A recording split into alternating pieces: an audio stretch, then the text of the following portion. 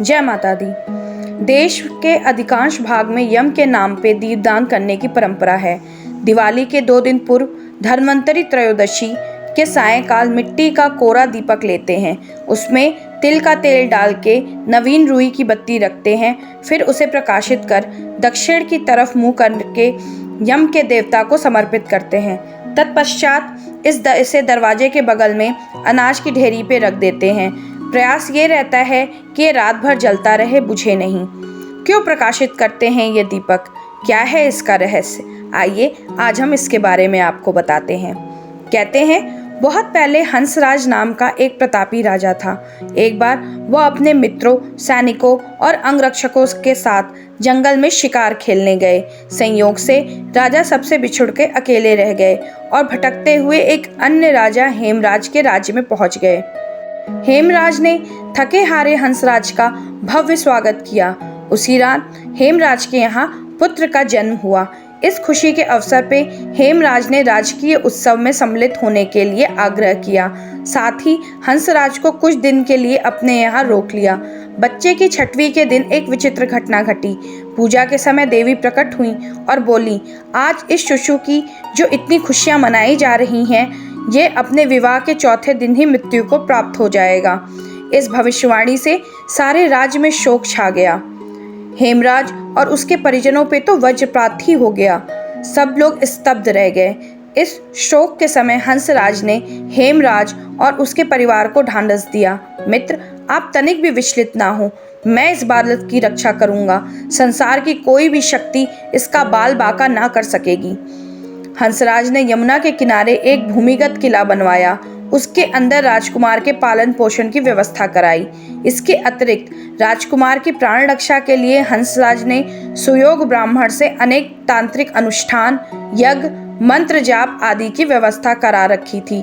धीरे धीरे राजकुमार युवा हुआ। उसकी सुंदरता एवं तेजस्विता की चर्चा सर्वत्र फैल गई। राजा हंसराज के कहने से हेमराज ने राजकुमार का विवाह भी कर दिया। जिस दिन राजकुमारी से युवराज का विवाह हुआ, वह साक्षात लक्ष्मी लगती थी। ऐसी सुंदर वर वधू की जोड़ी जीवन में किसी ने न देखी थी। विधि का विधान।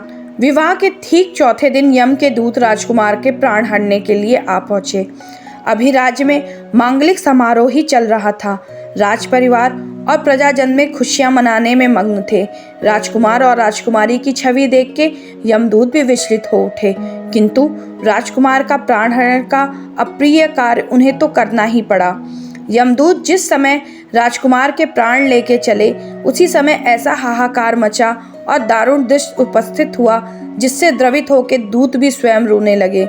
इस घटना के कुछ समय पश्चात एक दिन यमराज ने प्रसन्न मुद्रा में अपने दूतों से पूछा, दूतों, तुम सब अनंत काल से पृथ्वी के जीवों का प्राण हरण करते आ रहे हो, क्या तुम्हें कभी किसी के जीव हरण के पे दया आई है? ये मन में विचार उठा कि इसे छोड़ देना चाहिए। यम के दूत एक दूसरे का मुंह देखने लगे। यमराज ने उनके संकोच को भाप के उन्हें उत्साहित किया कि झिझको मत, अगर ऐसा प्रसंग आया हो तो निर्भय होके बताओ। इस पे एक दूत ने सिर झुका के निवेदन किया, मृत्युदेव, ऐसे प्रसंग तो कम ही आए हैं, किंतु एक घटना अवश्य हुई जिसकी स्मृति मुझे आज भी विचलित कर देती है। ये कहते हुए यमदूत ने हेमराज के पुत्र के प्राणहरण की घटना सुना दी। इस दुख के प्रसंग से यमराज भी विचलित हो उठे। इस लक्ष्य करके दूत बोला, नाथ, क्या कोई ऐसा उपाय नहीं है जिससे इस प्रकार की अकाल मृत्यु से प्राणियों को छुटकारा मिल जाए? इस पे यमराज ने कहा, जीवन और मृत्यु सृष्टि का अटल नियम है तथा इसे बदला नहीं जा सकता, किंतु धनतेरस के पूरे दिन का व्रत और यमुना में स्नान कर धन्वंतरी और यम का पूजन दर्शन अकाल मृत्यु से बचाव कर सकता है। यदि ये संभव ना भी हो तो भी संध्या के समय घर के प्रवेश द्वार पे यम के नाम का एक दीपक प्रज्वलित करना चाहिए। इससे असामयिक मृत्यु और रोग शोक से मुक्ति प्राप्त होती है।